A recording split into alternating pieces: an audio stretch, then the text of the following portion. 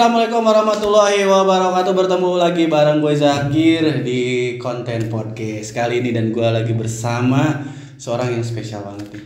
Ini adalah Kuncen Majalengka ya, bisa dibilang. Boleh ya Kuncen ya Pak? Enggak lah, takut. Saya spesial karena karetnya dua. Oke, pasti udah pada tahu semua kan siapa yang bareng gue ini, karena udah jelas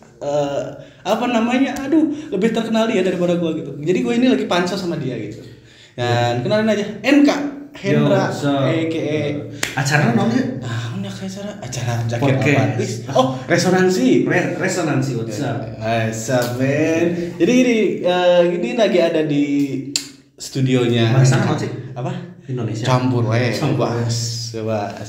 Ini podcast tidak ada konsep, pokoknya jalan sejalan-jalannya pokoknya. Kita lagi ada di studionya Angka ya, di kampung halaman ya, di Desa Payung. Pada tahu Desa Payung nggak coy? Desa Payung itu ada di Kabupaten Majalengka.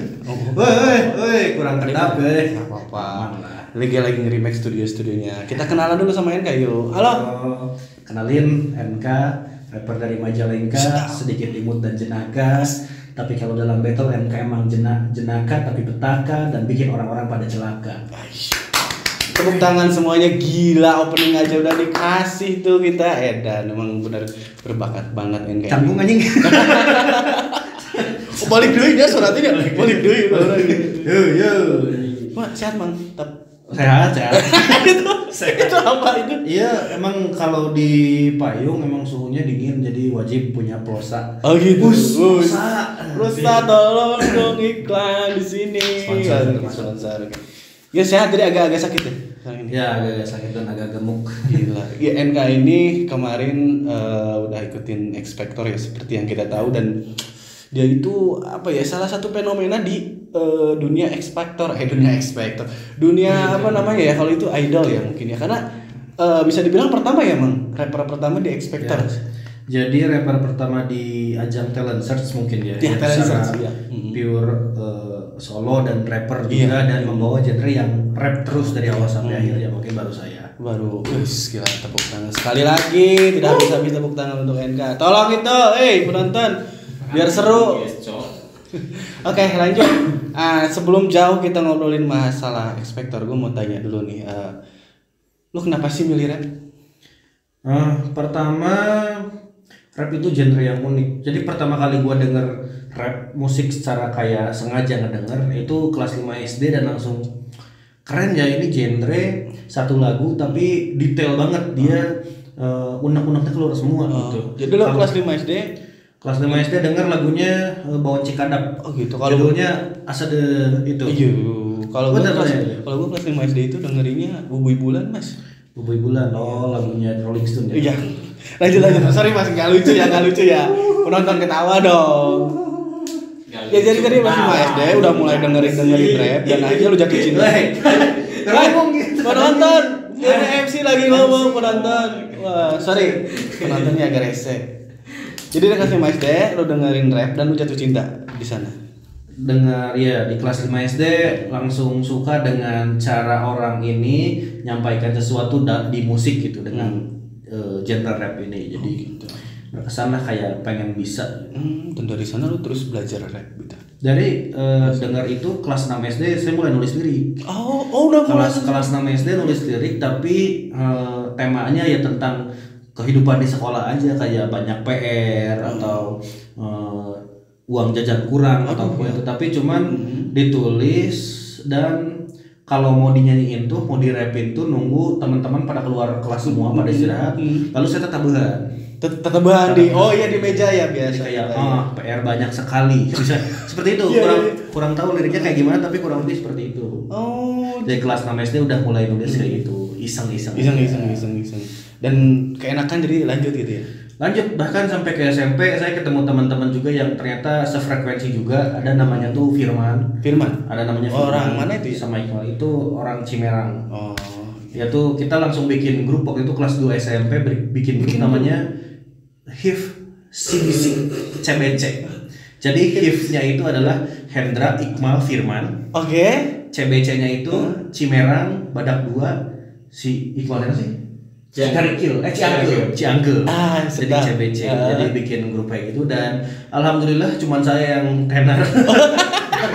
Itu yang gua kemana?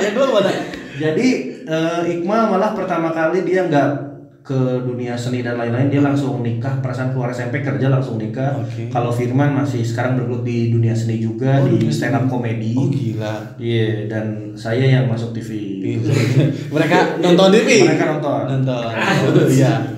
Mungkin nanti saatnya juga mereka bakal nonton lagi langsung ya gitu. Nonton live. Jadi dari sekian banyak rapper di Majalengka, nah, kenapa harus lu gitu? Oh, jadi Yang di ekspektornya gitu, atau mungkin apa yang lain nggak ada yang niatan itu aja. Itu pertanyaan mungkin Tuhan dong. Pertama mungkin karena waktu 2021 pertama kali X Factor itu audisi awalnya muncul. Ini kan gak ada yang offline-nya. Jadi gitu. semuanya online. Kebetulan saya tuh bukan saya dulu, tadinya manajemen saya di Cirebon. Kolektifan saya di Cirebon dikontak sama tim kreatifnya X Factor untuk ikutan. Tapi kita pada nggak pede itu. Tadinya karena setahu kita X Factor kompetisinya nih. Gak ada buat rap kita. Tapi kolektifan saya kan di Cirebon rap semua. Jadi tadinya acuh doang. Terus akhirnya sekian hari kemudian tim kreatifnya langsung kontak saya, bukan manajemen. Tapi tetap saya acuhin. Sampai di situ tuh ada hari submission terakhir untuk ikutan X Factor audisi awal tuh. Ikutan aja, iseng lah. Ikutan aja. Ternyata lolos. Gila, keren ya sampai sekarang gitu. Jadi iya, itulah, be aja lah. Woi, aja. Kalau buat Firman sih nggak be aja. Iya sayang bentar. Sorry penonton. Alhamdulillah manajerku Jumat ini cairnya ya. Gila. Kalau orang udah famous gitu ya, adanya invoice cair lah gitu lah, gajian. Ya ini saya udah nunggu. Anjing. Gak harus dong. Gak harus diumumin. Aduh, sorry nih kalau pertanyaannya aclok-aclokan kemana-mana ya. Silaturahmi kita ngobrol-ngobrol aja gitu. Salah sih gue tadi harusnya nanya jangan dulu X Factor, kampret bener. Itu gara-gara penonton tuh. Harusnya bener. Harusnya gini gue tanya. NK itu kenapa harus NK gitu? Apa karena lu dari Majalengka jadi? Oh nama. Jadi nama gua itu aslinya gua sekarang Jakarta ini. Hendra Nur Rahman. Nama saya tuh Hendra Nur Rahman. Pertama kali masuk rap ketika ada Inbox Karnaval 2017. Itu tuh saya menggunakan nama Nur Rahman Kun. Karena saya suka di Jepangan. Oke, ya. Karena orang Jepang tuh suka ngambil nama belakang atau nama marganya gitu. Terus saya tambahin Kun karena orang Jepang juga suka nanyanya Nurah, misalnya tuh Sanji Kun, Sanji-san, Sanji Dono gitu. Saya pakai Kun. Nah, nama saya dulu awalnya Nur Rahman Kun. Terus sampai akhirnya seiring berjalannya waktu, sering manggung, ada satu event yang nama saya tuh mau dicantumin di flyer, di pamflet, tapi kepanjangan. Gak masuk. Nur Rahman Kun tuh gak masuk. Akhirnya ya udah singkat aja NK. Tadinya N sama K. Oh iya NK ya. N sama K terus kependekan dan filosofinya kurang gitu. Akhirnya ya udah NKA aja. Pertama pakai nama itu adalah karena NK itu alhamdulillah. NK itu adalah salah satu tradisi nyanyi di Jepang. Benar itu ada namanya di Jepang tuh NK gitu. Itu kalau di kita kayak apa ya? Kayak ngawih meureun. Oh iya kayak ngawih. Tapi namanya NK di Jepang. Jadi masih ada unsur Jepangannya. Karena saya suka Jepangan kan, makanya saya pakai Nur Rahman Kun. Kedua, ini bisa ngerime sama nama daerah saya. Oh, Majalengka. Jadi NK Majalengka. Itu aja sih. Itu filosofinya di situ. Nah, apa sih lu gini lah, di saat orang-orang lain, orang sukses itu, orang dari Majalengka nih sukses, dia nggak nyebutin dia dari Majalengka, dari Cirebon lah, dari Kuningan, dari mana? Ada, udahlah jangan usah disebut ya, ada gitu, ada. Nah kenapa lu proud banget gue tuh Majalengka dan sampai di setiap kesempatan lu bilang gue dari Majalengka, NK Majalengka gitu. Gue pengen tahu deh kenapa. Tapi iya emang ada filosofinya juga kesana tuh. Kenapa gue selalu merepresent diri gue orang Majalengka kemana-mana? Pertama adalah gue tuh dari 2017 waktu menjalani rap itu tuh sampai 2019 itu 2020 kerja di Cirebon. Itu berarti selama 3-4 tahun lah pokoknya di Cirebon kerja. Dan ketika gue kerja di Cirebon, orang di Majalengka itu pembangunan lagi naik tuh. pariwisata lagi naik. Oh iya. Sampai di desa saya sendiri, Desa Payung. Desa Payung lagi ngebangun Ciwaru waktu itu, Ciwaru. Iya. Cikadongdong River Tubing, terus Bukit Perkemahan Cidewata dan banyak jenisnya, Batu Nyongslo juga. Terus kayak aduh ini anak-anak desa kita tuh, desa saya tuh pada rajinnya, pada gitu. Saya tidak ikut membangun nih, padahal cita-cita saya tuh ingin bisa membangun desa juga gitu. Cuman aduh karena gak ikut berkontribusi, gimana ya biar ikut berkontribusi membangun desa bahkan Majalengka gitu, pengen ada di dalamnya. Nah kebetulan karena saya musisi, makanya saya ya udah saya berkarya aja dan membawa nama Majalengka. Jadi saya bikin karya Majalengka Berbudaya. Terus ketika saya ikut kompetisi keluar sebelum X Factor ya, itu tuh juga rap battle dengan apa ya, dengan nantang saya membawa diri saya sebagai orang Majalengka. Gitu. Karena saya pengen nunjukin bahwa warga dari pelosok Majalengka juga bisa gitu ke nasional. Gila, keren. Tepuk tangan anjing. Penonton dibayar tuh. Ini kalau ada cerita itu tuh ekspresif tahu lah, kampret.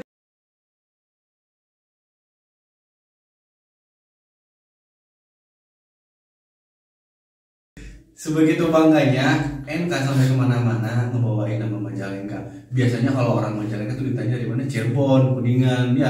Sampai kemarin waktu di X Factor juga yang ada yang bilang Cirebon tuh NK langsung bilang Majalengka gitu, koreksi. Dan gila sampai gue sih respect banget ya sama orang-orang Majalengka yang masih mengakui dirinya. Gue dari Majalengka nih walaupun dia udah terkenal gitu kan. Dan balik lagi ya pertanyaan nih, pengalamannya. Sebelum lu ke X Factor, pada sebenarnya lu udah famous duluan kan? Dalam artian bukan artis ya, famous dalam artian lu udah melanglang buana di dunia entertain. Walaupun ya sekupnya nggak sebesar X Factor. Kalau entertain sih belum jauh ya entertain. Lebih ke di khusus ngerusut ke hip hopnya. Jadi di skena hip hop udah lumayan beberapa kali ikut kompetisi offline maksudnya dan langsung karena udah masuk hip hop tuh sebelum pandemi kan. Jadi banyak rap battle yang udah gua jalanin, gua diajakin dan beberapa kalinya menang juga. Keren. Alhamdulillah sih sering juara satunya. Dan gue sempet lihat di podcast siapa lu bilang katanya kalau ada lomba terus lu yang datangnya yang lain langsung ngeper gitu, bener gitu? Kalau ngeper sih kayak orang-orang tuh udah prediksi gara-gara gue pertama kali ikut rap battle langsung menang dan mereka tuh mungkin baru tahu dari pelosok mana nih kok tiba-tiba langsung menang. Terus di perlombaan kedua di next event menang lagi, jadi mereka langsung wah ini orang menang terus nih, jadi kayaknya mungkin udahlah kalau ada dianya pasti kompetisinya yang menangin dia gitu. Padahal enggak gitu juga, ada beberapa faktor juga, faktor luck juga ngedukung gitu di situ. Enggak gitu juga tapi sering banget ya. Keseringan. Bahkan dari berapa kompetisi kayaknya 70% kompetisi yang saya ikutin saya yang juara atau dapat juara duanya gitu. Kurang lebih seperti itu. Banyak banget ya berarti event-event di hip hop ini kayak sebenarnya nggak banyak, tapi karena sedikitnya itu eventnya tuh jadi semua event tuh kayak saya ikutin semua.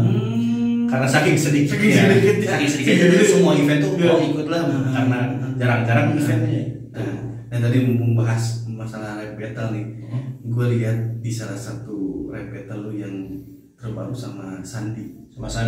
Gue ngeliat, gue yang nggak tahu hip hop nih, kalau gue lihat anjir gila pada serang-serangan kayak gitu. Itu tuh emang udah kesepakatan bersama, kayak kalau stand up tuh roasting ya, apa improv di sana terus berantem di belakangnya. Enggak sih.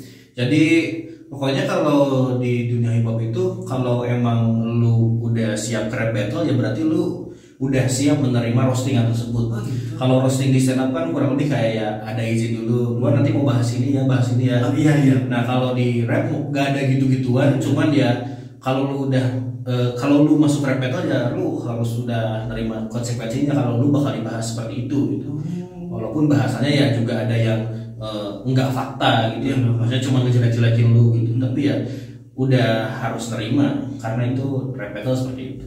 Ada yang pernah kesinggung gak kalau pas rap battle gitu sampai panjang bentuknya? Sebenarnya ada tapi bukan gue ya. Sebenarnya kalau di skena beberapa ada tapi ya mungkin kurang dewasa aja di battle sih, karena Setahu gua battle tuh selama dia nggak bahas keluarganya, misalnya dia ngejelekin keluarganya dan agamanya, rasnya dia harusnya ya fine aja gitu. Kalau dia nggak bahas lu doang, nyerang lu doang gitu. Kalau misalnya ada yang baper dari itu berarti ya belum cukup umur secara ini ke rap battle ya. Dan selama ini rap battle atau ya rap battle kan sebenarnya kayak gitu rap battle yang paling berkesan buat lu di mana nih? Paling berkesan mungkin mana ya? Kayaknya gak ada yang berkesan. Gak ada yang berkesan tuh maksud dalam artian setiap battle itu berkesan. Jadi gak ada yang apa ya? Gue langsung lupain gitu battle ini. Gue udah battle kemarin. Semua battle berkesan karena itu juga yang menunjang perkembangan gue ke depannya. Dimana gue bertemu kawan-kawan baru selain bertemu lawan ya. Mereka jadi kawan kok di luar. Jadi sana lu belajar lagi dan kita bisa tahu level kita di mana juga dan lain-lain, dan kita bisa mengenal kultur dari setiap daerahnya kayak gimana, gaya-gaya kita di battle kayak gimana. Oh gitu tuh sih. Misalnya di Cirebon berarti rap battle di mana lagi lu? Paling jauh deh. Ya paling jauh ya di Jakarta itu adalah skala nasional. Karena mungkin karena pusatnya di Jakarta gitu ya. Sebenarnya kalau penggiat rap itu anak-anak timur banyak banget, Papua, Ambon gitu. Itu banyak banget. Cuman kalau nggak Jakarta tuh kayak Jakarta tuh hitungannya skala nasional gitu. Gak tahu siapa yang mencetuskan itu, tapi kalau kompetisi Jakarta seolah-olah seakan-akan ini nasional banget nih acaranya. Walaupun bisa dibilang ya acaranya enggak gede-gede amat juga ketika di Jakarta. Ya bisa jadi itu. Karena mungkin promo-promonya gede juga dan pusat industri juga bisa jadi. Tapi ya yang paling gede gue ngerasanya di Jakarta karena skalanya nasional. Karena di sana gue juga battle sama anak-anak Papua juga, ada anak Aceh, ada anak Medan juga pernah ngerasain. Dan sekarang lu udah rutin Majalengka Jakarta. Ya tapi nggak di battle lagi sekarang. Sekarang battlenya sama kehidupan. Jadi sekarang lu jadi budak industri. Yang anak baru lah kalau industri. Rasanya gimana? Rasanya ngeri-ngeri sedap. Bagi-bagi pengalaman teman barangkali ada. Sebenarnya ya ini aja sih, suasana baru aja sih. Karena sebelumnya juga sebelum ke X-Sector kan orang-orang taunya gue masuk industrinya setelah X-Sector kan. Sebelum X-Sector gue juga industri, walaupun industrinya lebih sempit gitu, maksudnya mengerucutnya tuh kayak indie kayak indie. Di sana udah berjuang juga parah sih, makanya juga pengen terlihat eksis tuh dengan ikutan rap battle. Salah satu jadinya itu selain dengan berkarya. Nah, sekarang dengan setelah keluar X-Factor masih bersaing juga, masih pahit-pahit juga. Tapi ya suasana baru aja sih. Seenggaknya udah ada rekam jejak gua kemarin di televisi dan orang-orang mungkin orang Majalengka sekarang lebih banyak yang notice yang kayak kemarin ini. Itu sih perbedaannya. Dulu mungkin struggle dengan tadi yang lu bilang ya, battle lainnya, dan sekarang lebih struggle-nya mungkin di industri yang lebih besar ini lu struggle dengan genre musik yang lain juga mungkin seperti itu. Jadi dulu tuh battle-nya ya gimana ya, coba naikin kelas kita. Kalau sekarang tuh kayak emang harus naik kelas lagi tuh gimana? Kayak ya ibaratnya kayak jenjang sekolah aja, kemarin di SD, sekarang ke SMP, kuliah, nah yang ini kuliah nih, gitu sih. Jadi pasarnya udah beda, saingannya udah kerasa beda dan lebih banyak, kolamnya beda. Dan yang paling lu rasain banget nih tadi kan suasana. Apa ya? Gue untanya inilah sisi positif yang lu dapet sekarang yang anjing ternyata gara-gara ini gue jadi bisa gini.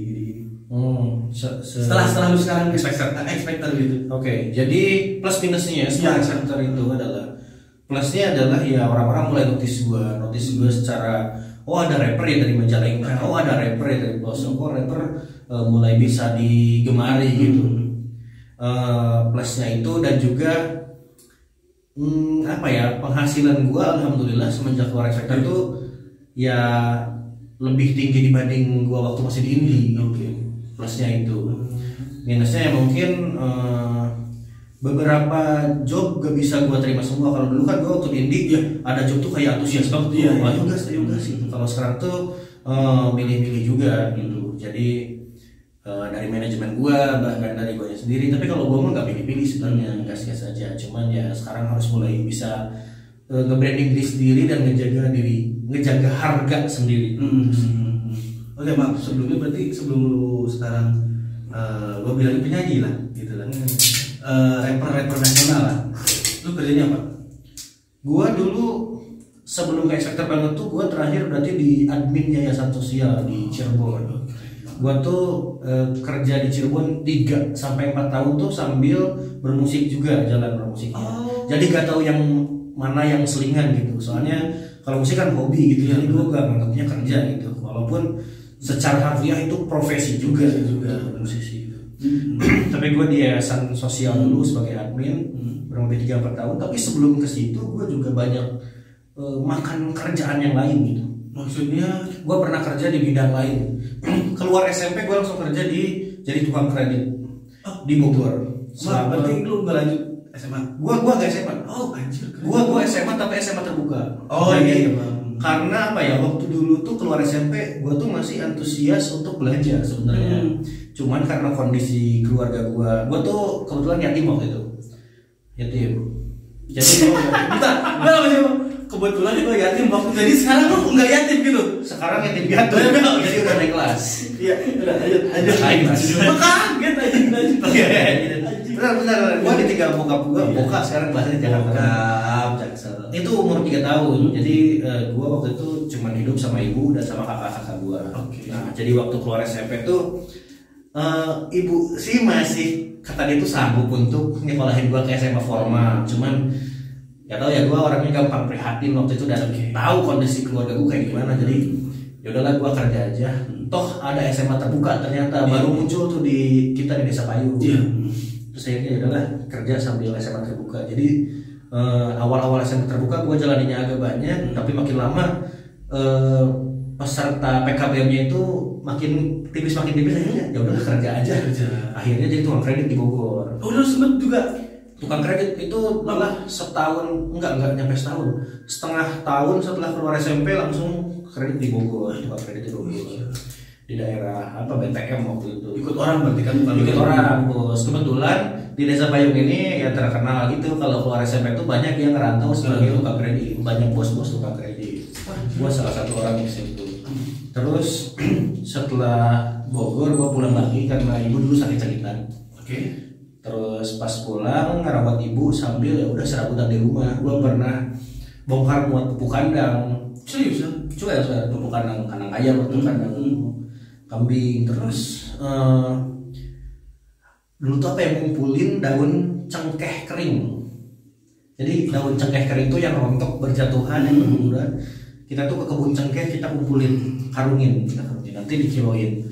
Itu sekarungnya tuh berapa ya? Sekilonya 1.500 dulu.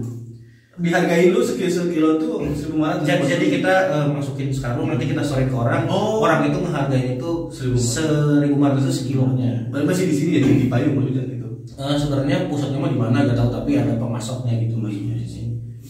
Gitu. Berarti jujur ya, gue gak expect kehidupan lu ya, langsung bang.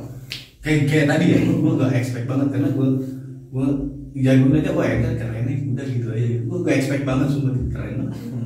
Dan lu itu ketika lu tadi kreditan, lu apa tadi serabutan yang cengkeh sama bukan itu masih tetap belajar ngerem. Itu malah belum belajar ya. Ibaratnya gua kan belajar tuh menulis waktu SD dan SMP juga masih ngelanjutin nulis itu. Keluar SMP malah fokus kerja sama belajar sekolahan di SMA terbuka itu. Kayak udahlah duit gitu. Udah lupa aja, tapi gua tuh berbarengan di SD itu suka rap dan juga dance. Dance tapi nari popping. Nah kalau narinya itu waktu kerja pun gue masih kayak sempetin nari bibo itu. Enggak bibo, popping. Kalau bibo itu ujung balita badan gue kayak susah gitu. Kalau benar. Kalau popping itu masih bisa gerak sambil berdiri dan lain-lain, dan resiko belajar otodidaknya tuh tipis cederanya gitu. Bentar, lo otodidak belajar juga itu Bu? Semua kayaknya yang hobi yang gue gemarin otodidak semua deh. Seriusan? Termasuk masturbasi. Saya juga nggak, lu nge-rap sampai sekarang jauh kayak gini kayaknya ada autodidak. Karena apa ya, gua tuh orang yang cepet nangkep hal-hal baru. Jadi kalau misalnya ada sesuatu yang baru terus gue sukain, gue langsung nangkep. Jadi ya kayak itu aja, dance tiba-tiba ada acara dance di TV, tiba-tiba, pengen bisa kayak gitu, langsung dilakuin.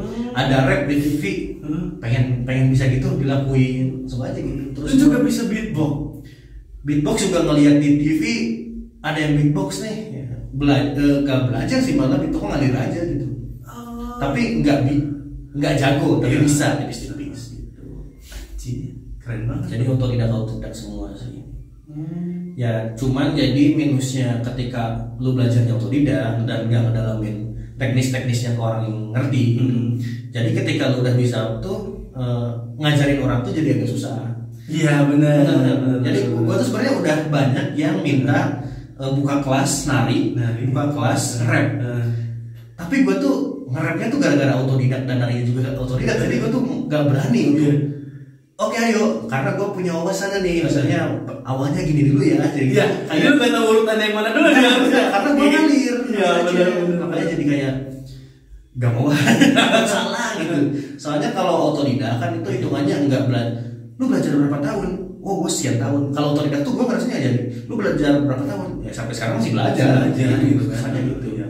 Ya, karena lu otodidak kadang ya kalau secara teknis yang benar berusaha belajar mah kan dari awal gini dan otodidak kadang lu udah ide, ada teorinya. Nah kalau otodidak tuh kayak apa ya, sampai bisanya tuh nggak tahu di mana letak bisanya gue tuh di samping mana. Benar gila, keren banget sumpah. Sampai dengan otodidak terus lu mulai seriusin ini nih rap kapan? Mulai serius banget lah. Serius rap. Jadi waktu itu 2017 ada Inbox Karnaval Majalengka. Dan waktu itu gue sebulan sebelumnya ada Majalengka Got Talent, Majalengka Mencari Bakat lah. Untuk nanti tampil di Inbox tersebut. Gue daftar tapi sebagai dancer. Seperti yang gue bilang tadi, kalau rap itu gue pas kerja kayak ngelupain, tapi kalau dance masih jalan. Makanya waktu ada Majalengka Mencari Bakat, gue ikut tapi sebagai penari. Nari sampai di sekian besar, gue lolos terus tuh. Baru diberitahu sama panitianya, kalau yang lolos di Majalengka Mencari Bakat tapi dia nari, dia bakal jadi penari latar trio macan. Gue kan kopi, hip hop, lolos nih. Gue masih bisa lolos karena gue sampai finalnya gitu ya. Tapi udah mikir, anjir trio macan ya, gimana caranya dan gimana pedenya gue sama trio macan. Akhirnya gue ngundurin diri. Masa yang ngundurin diri, tapi panitianya bilang waktu itu, punya teman rapper gak? Soalnya kita ada slot rap battle. Terus gue kan mikir, gue pernah belajar rap nih. Saya pernah bikin kok rap itu. Oh ya udah, cari teman lagi, 5 lagi. Satu aja tuh gue gak tahu siapa rapper di Majalengka gitu. Lu gak gabung komunitas? Gak gabung komunitas, dan waktu itu kan belum nge-rap juga sebenarnya, belum nge-rap secara langsung. Akhirnya seiring berjalannya waktu adalah ketemu orang-orang yang bukan rapper juga tapi dipaksa rap battle di Inbox tersebut. Akhirnya udah battle, kelar Inbox itu baru kayak apa, pengen lanjut nih, kayak seru, tapi kemana dan gimana cara ngelanjutinya, pengen serius di rap gitu. Sedangkan di Majalengka sendiri saya tuh gak kenal anak-anak rap.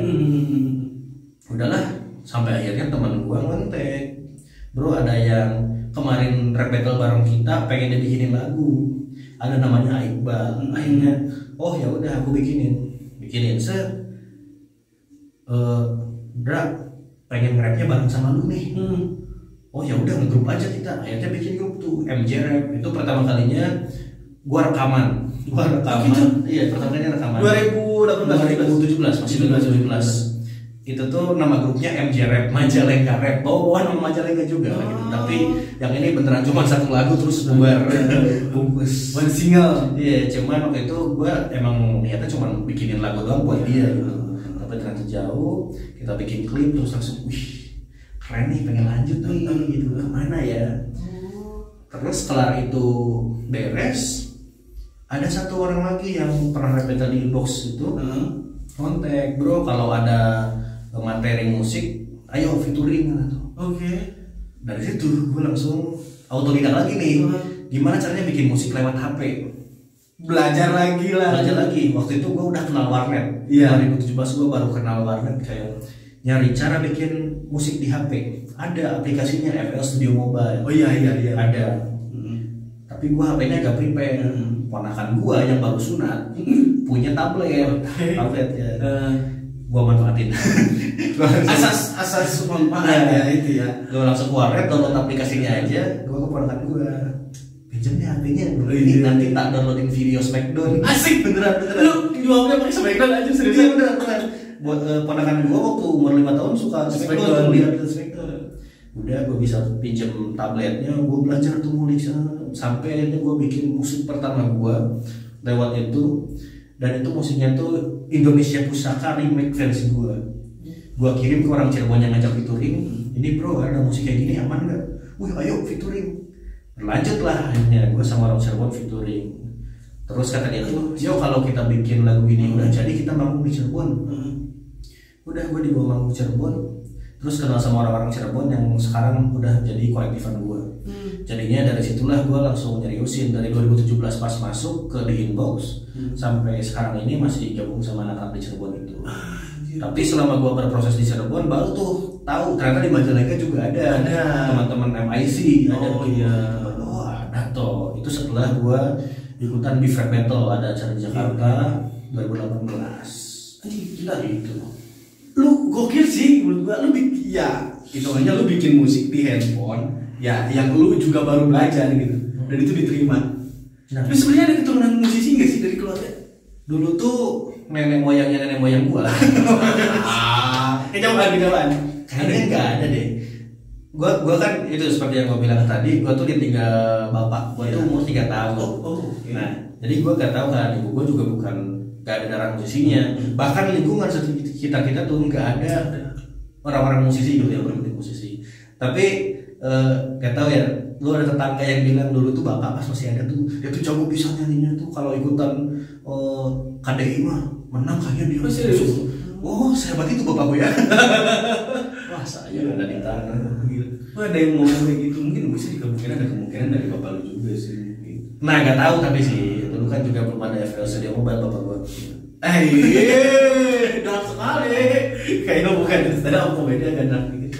Pokoknya gitulah kalau keturunan kayaknya nggak ada deh. Kayaknya nggak ada, cuma samar-samar doang. Dan teman-teman lu yang sekarang masih di itu teh apa yang di Cirebon apa namanya? Kolektifan Equal Circle. Equal Circle itu yang juga produserin lagu-lagu yang kayak Majalengka terus kalau kolektifan aku yang di Cirebon itu Equal Circle itu tuh ya family doang, kita tempat sharing doang atau manajemen yang bentuknya kayak kekeluargaan aja gitu. Mereka yang ngatur gua kayak gimana, mereka yang ngajarin juga perform tuh kayak gini. Ya kurang lebih saya belajar banyak di situ. Tapi kalau untuk memproduksi sendiri tuh ya di sana ada studio yang untuk take vokal doang. Jadi kita emang agak kekurangan ini juga yang produce musik sama yang mixing mastering dan videographer untuk kita berkarya di situ tuh. Cuman kebetulan kalau saya sendiri bikin Majalengka Berbudaya itu masih nerusin tradisi gue sebelumnya, bikin musik di HP. Oh itu di HP? Majalengka Berbudaya bikinnya di HP, terus usaha jam doa di HP, sama public figure di HP, apalagi ya silahkan hina di HP. Yang sama orang tuh baru mulai, dulu kan gue prinsipnya sederhana, bersahaja apa adanya soal untuk berkarya tuh. Jadi selama gue bisa ngehandle, kenapa enggak gitu. Jadi gue handle sendiri apa yang gue bisa. Terus pas gue baru pakai beat orang lain itu ketika di lagu Gerak. Jadi pertama kalinya gue beli musik sama orang tuh di lagu Gerak, terus suka, terus enaknya bikin musik sendiri adalah kita bakal tahu arahnya kemana, kita yang ngarahin arah kita kemana. Tapi minusnya kita tuh kayak gak ekspor, kayak ini apa yang bisa memunculin karakter gue karena gue bukan orang musik yang paham banget. Tapi kalau diproduserin sama orang kayak, wih anjir ini ngeluarin potensi gue nih. Nah lagu Gerak itu menurut gue ya karya salah satu masterpiece gue gitu.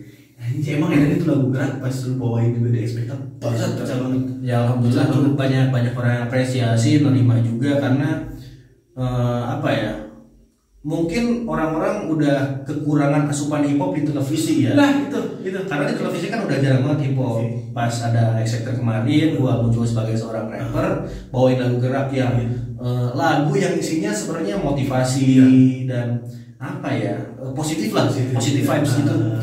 Dibawa di TV dengan nuansa yang seperti itu, orang-orang langsung menerima dan apresiasinya bagus gitu. Jadinya kayak orang-orang butuh ini bang. Iya, dan lu sadar nggak ketika lu di X Factor itu, lu udah nge-influence banyak orang di sana. Maksudnya, ini ternyata hip hop belum mati loh. Hip hop lu masih ada gitu. Sebenarnya itu sih. Bentaran pas lu bawa lagu Miss tadi, lu bawa orang-orang nostalgia men. Parah sih itu sumpah. Apa ya? Ya mungkin itu sih. Jadi gua kan ke X Factor juga visi misinya adalah pertama kenalin bahwa anak daerah juga bisa melakukan sesuatu di nasional. Kedua adalah gua mau ngenalin musik rap lagi, musik hip hop lagi, dan gua pengen ngebuktiin bahwa musik hip hop bisa dinikmatin semua kalangan, semua profesi. Dan itu kayak kebukti aja gitu dari X Factor kemarin, kayak orang-orang nerima, orang-orang suka. Jadinya visi misi gua berhasil nih. Karena ekspektasi gue gak jauh-jauh amat, cuman pengen itu doang, ternyata melebihi ekspektasi gue. Jadinya emang hip hop tuh oke sebenarnya, cuman kalian gak ada alasan aja untuk tiba-tiba gue pengen dengerin hip hop kayak gitu tuh kayak gak ada. Kayak gue pengen makan orek Iya, itu kan ada. Itu feedbacknya bagus banget pas lu masuk X Factor, gila. Ini podcast serius ya. Tapi gak komedi loh. Malah serius. Ini daging nih. Tapi terus ini gue nyimak lu ya di X Factor. Jujur gue nyimak lu, gue salah satu fans lu waktu lu di X Factor. Gue fans berat anjir, bener nonton juga Anda. Kemarin kayak di podcastnya Masmen juga fansnya Masmen. Bener sih dong. Tiap tahu podcast Setiap bintang tamu pasti menjadi idolanya. Berarti tandanya gue itu Bajingan sejati. Balik lagi kak. Lu suka bacain komenan orang-orang ketika lu di X Factor nggak? Karena ada beberapa yang gue sendiri yang bacanya kayak anjing, ini komen bangsat banget, kayak misalnya apaan si Hendra bagusan si A gitu. Terus si Hendra nggak bisa bahasa Inggris bla bla. Lu gimana lah perasaan lu ya waktu itu? Gua tuh ngeliatin komentar juga, karena komentar juga itu salah satu faktor apa ya, gimana kita bisa berkembang. Oke. Apalagi di kompetisi. Cuman sayangnya tuh gua kalau baca komentar suka telat, karena waktu itu HP kita disita kan. Iya benar. Di karantina tuh. Cuman pas baca-baca komentar, banyak yang komentar negatif pun, gua aja tuh misalnya waktu sebelum ke live show ada yang bilang kok gue yang dilolosin gitu, kayak dilolosin. Jadi di sebelum ke live show itu ada 6 orang di kategori male, dan bakal dipilih 3. Dan yang terpilih 3 itu salah satunya gue. Dan banyak yang beranggapan bahwa yang gak lolos ini itu ketiga-tiganya lebih layak dibanding gue. Di situ gue juga mikir, kalian benar. Bukan itu. Jadi gue mikir, gue tuh yang gue suguhin di X Factor itu bukan cuma rap doang, tapi kejutan-kejutan apa yang kira-kira bisa orang-orang langsung gue anjir keren. Waktu di sebelum ke live show itu tuh kayak peluru gue udah habis dan kayak udah ngapain lagi ya gue selain rap ya. Ya udahlah, gue di show sebelum ke live show itu tuh gue pertama kalinya pakai scratchnya banyak, jadi kayak itu dibanyakin. Itu tuh langsung mungkin jadi pertimbangan juri untuk lolosin gue. Tapi di lain itu gue juga mikir, yang 3 orang gak lolos itu layak lolos juga. Bagus juga yang menurut lu gitu. Bahkan dari 10 besar male aja sebelum ke 6 besar male itu, semuanya layak untuk lolos ke live show. Karena apa ya, di X Factor emang ya beda dengan idol, yang kalau di idol kan kayak jago nyanyi, teknik bagus, lanjut. Kalau di sini kan nyari faktor X yang lain, kayak ini entertain banget gak ya, ini orang selain nyanyi apalagi gak ya.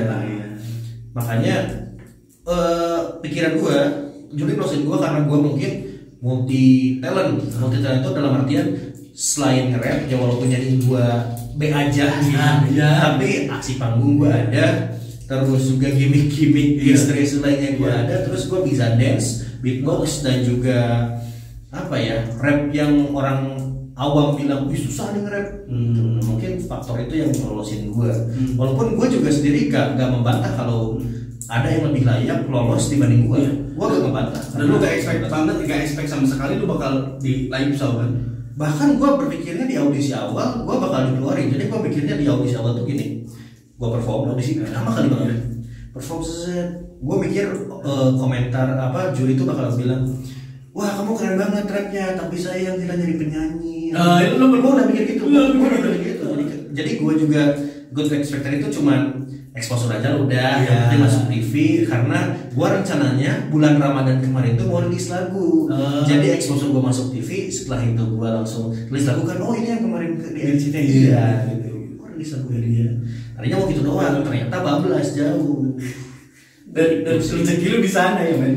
Rezeki bisa dianggap rezeki Jelas. Dan ketika ada head speech kayak gitu, lu tanggapin dengan karya lagi. Lu ada di situ. Jadi itu yang gua bilang tadi adalah ketika ada yang bilang ada yang lebih layak lolos dibanding gua aminin. Tapi karena gua yang lolos, gua yang lolosin, ya gua harus ngejawab keraguan itu dong. Akhirnya gua masukin aja head speech itu di lagu gua di live show 1. Lagu apa sih gua gitu? Ada Harimau Sumatera.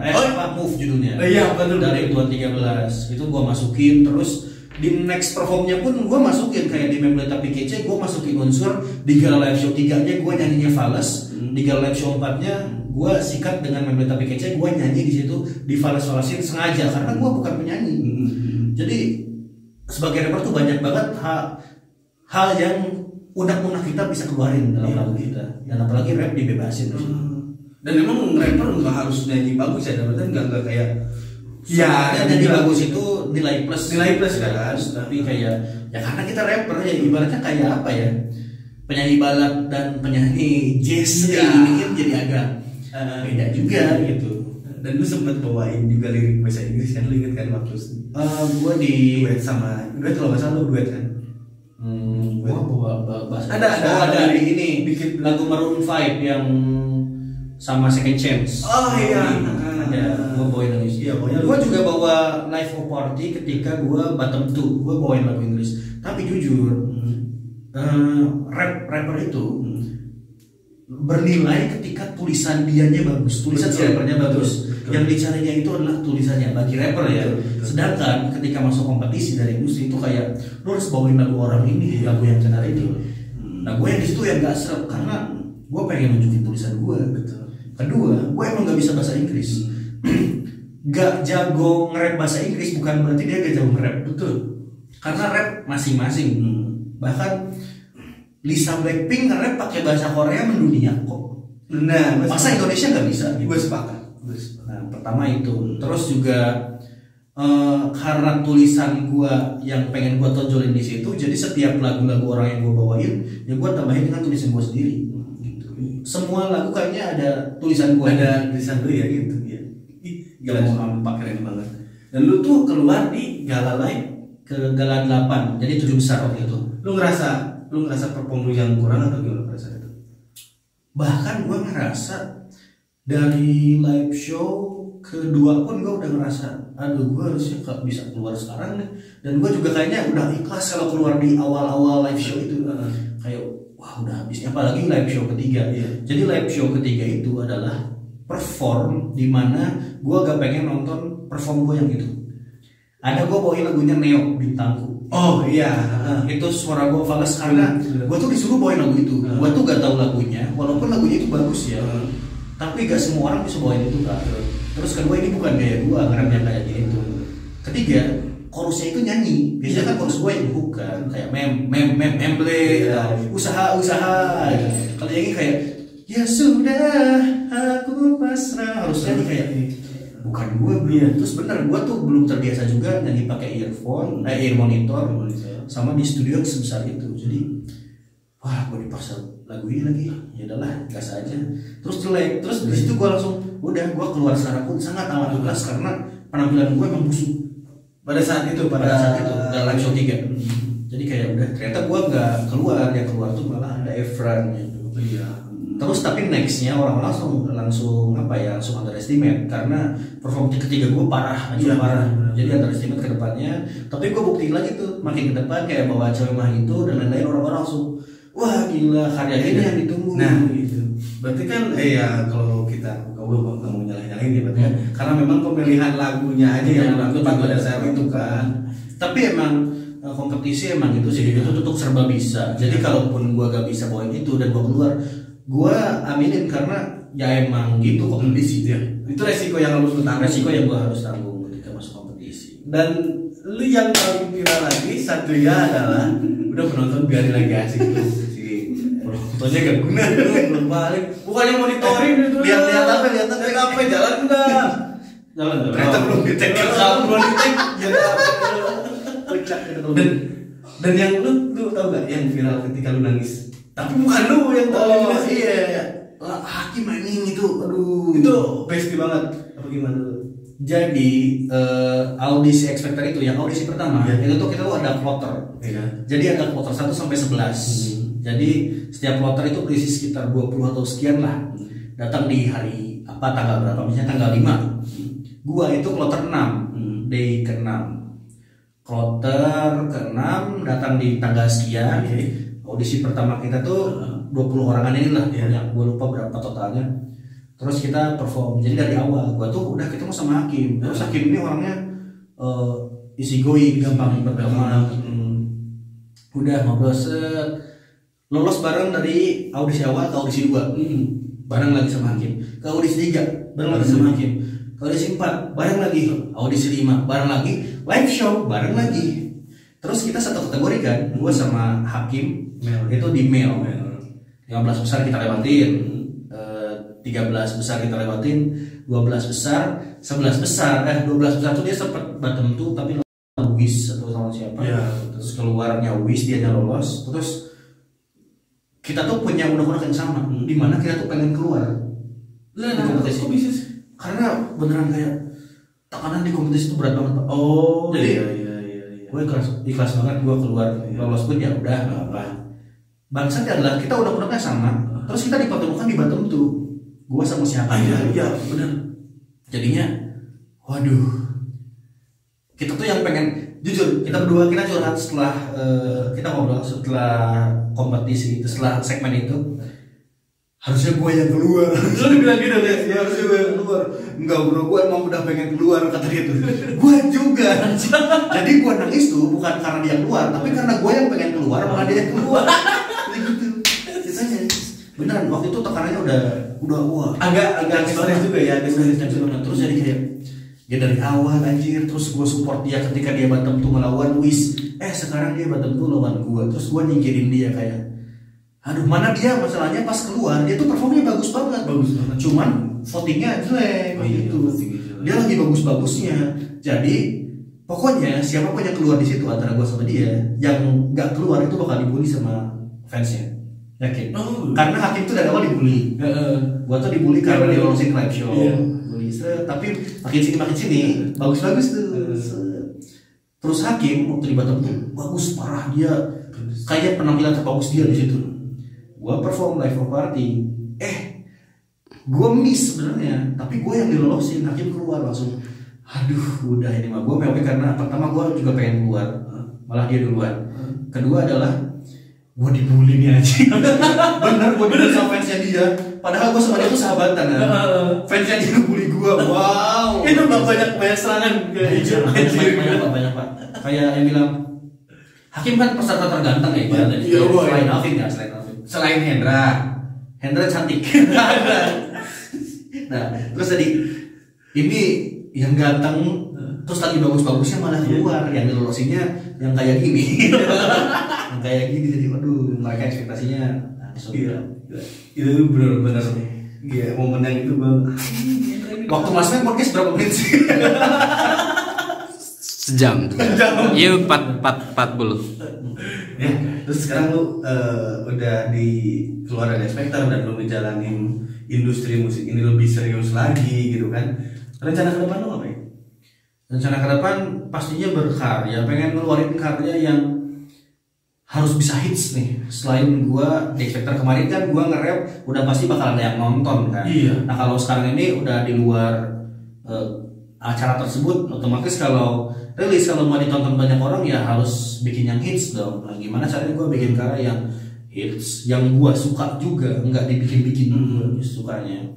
Terus juga yang orang-orang relate, orang-orang nerima dan apresiasi kembali. Itu bergerak. Gerak gue pengen rilis yang versi cleannya, tapi nunggu waktu aja deh. Betul. Gue tuh pengen ini sih, gerak ini tuh bisa bawa in frame kalau bikin video klip, pengen bawa anak-anak Majalengka sih maksudnya. Wah, karena Majalengka tuh menurut gue potensi anak-anak Majalengka di semua bidang, bahkan pariwisata semuanya potensial banget. Buktinya Aura Karisma. Wih, Nah, terus kemarin juga ada yang medali silat emas di karate dulu. Ada Mas Men tuh yang stand comedy juara 8 dari 7 peserta. 30 dari 20 peserta. Pokoknya potensial, jadi gue pengen bawa orang itu, bahkan yang nggak dapat. Jangan protes Anda ya. Pengen bawa semua anak-anak Majalengka yang ikut berjuang membawa harum nama Majalengka sih di lagu gerak. Baik dia pun nggak pulang membawa medali, karena gua ngapresiasi perjuangan kesana tuh sulit banget. Iya benar. Gua pengen itu sih digerak sih. Tapi kita lihat yang mudah-mudahan ada videografer Majalengka yang juga bisa support. Videografer Majalengka. Yang bener dipromosiinnya tol videografer mas ya gitu. Ini punya penonton embel banget ya. Mana suaranya deket ke mic. Gede. Jadi dari tadi nyebelin, iya nak, Anjir itu ngomong Sunda. Ya serius sih. Jadi yang mudah-mudahan Ini videografer dulu, ada yang mau nggak gitu? teman-teman videografer sama teman-teman Majalengka yang mau ikut kontribusi di lagu gerak, maksudnya kita pokoknya harus kenal Majalengka lah. Oke, di lagu ditunggu gerak. sama Hendra ya konten. Karena lagu gerak tuh bakal menginternasional tau. Amin ya Allah, Iya. amin ya Allah. Benar, tapi gue pertama kali dengar lu itu juga merinding men. Gue juga Karena kedinginan. pertama kali dengar lu juga Itu ngejokes, itu ngejokes itu dihargai. Oke. Iya. Formatnya itu setupan slide. Oke. Pas saya. Iya. Itu punchline-nya bukan. Nah, punchline-nya ngelagu. Nah, terus selain rap sebenarnya dengerin musik apa lagi yang lu suka? Gua orang-orang kenal gua rapper, anak hip hop, Iya. muka sangar, Iya. badan gede. Iya. List di HP gua bukan hip hop pak, Apa? hip hop. K-pop, Serius? Twice, GD, Big Bang. Beneran nih kalau mau di Lu pakai Spotify kan? Coba, Coba, ini nih. coba mau lihat. nih Spotify. K-pop, men.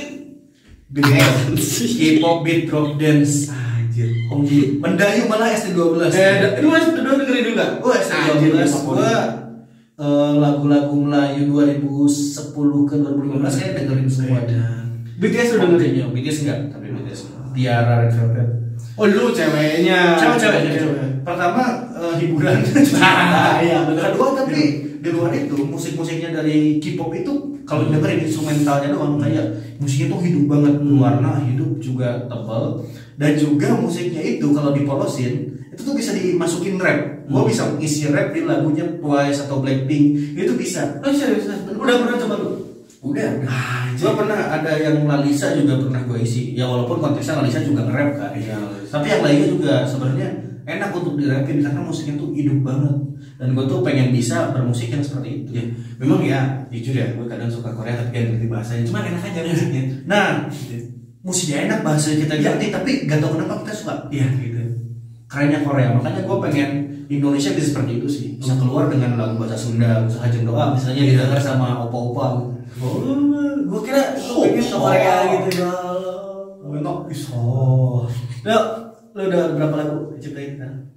Banyak pak. Kalau nyiptain banyak. Ya, yang hits aja lah yang lu rasain gitu. Gak ada yang hits. Menurut gue ada hits banyak ya gitu. Kalau yang udah rilis, atau udah pernah dibawain dan banyak orang tahu kayaknya Gerak, Majalengka Berbudaya, Usaha Hajeng Doa, Public Figure, Oh iya, Cewek Mah Gitu, Cewek Venus sekarang tuh. Terus kemarin tuh apa lagi ya dibawain satu? Serah lu paling. Serah lu Ya lu serah lu aja. Serah lu. Jokes tawa nonton. Lebarnya kurang. Komik baru. Dan di antara list lagu lu itu yang menurut lu ini nih gitu. ini itu apa? Jos banget lah menurut gue gitu. Apa ya? Extra Jos. Kayaknya bukan sih itu Jos. Kayaknya lagu gue yang paling ini banget ya Gerak sih mungkin karena itu pertama kali gue expector dan itu views terbanyak gitu.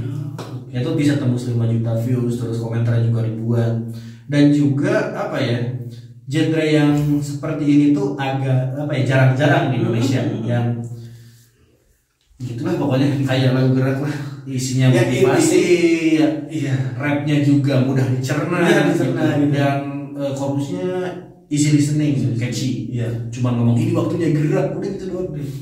Jadi memang karena buat apa ya pendengar awam nih, gue bilang gue juga pendengar awam hip hop ya. Ini masuk nih lagu nih gitu kan.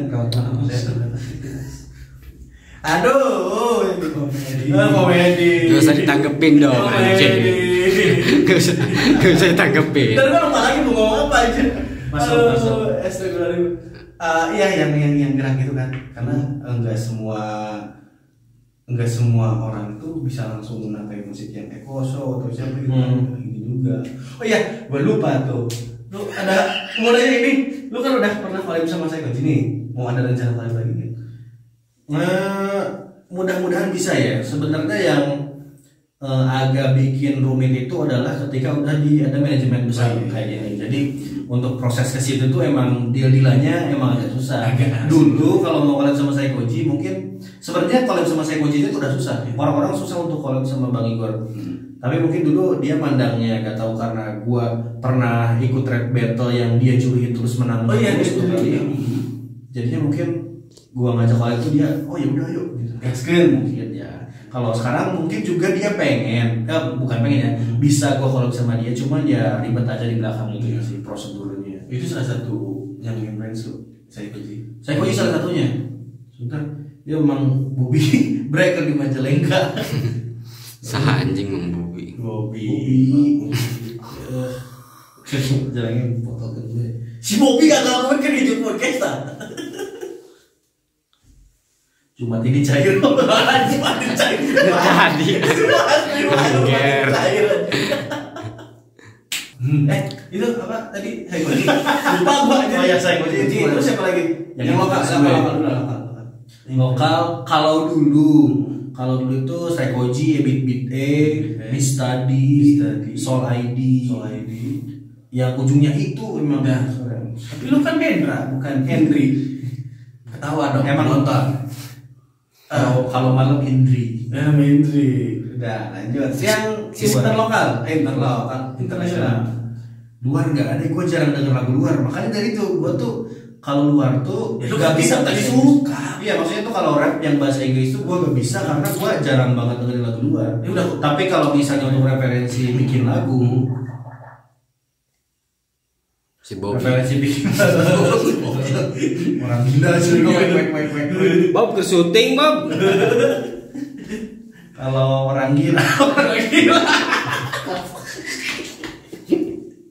Aduh, si Bobby. Kalau luar tuh ya Eminem untuk tulis lagu tuh biasanya denger flow-flownya Eminem terus futuristik ada nggak tahu kan? Makanya jangan nanya soal nanya interlokal Kan dia gua awam. Oh, iya, Ya, gitu. Nah, terus ada juga ya apa ya denger tuh malah gua lebih seringnya kalau luar tuh dengernya rapper Malaysia. Oh gitu bagus. Jovrizo karena apa ya bahasanya masih kita kurang lebih pahami. Terus logatnya tuh logat Melayu yang kayaknya enak banget sih. Makanya sekarang tuh ada internet kan yang kalau aku like kalau tak aku swipe itu kan Malaysia. Alif namanya itu. Saya baru tahu. Makanya apa ya? Gue tuh lebih sering denger rap Malaysia dibanding rap Indo sebenarnya. Sebenarnya gitu.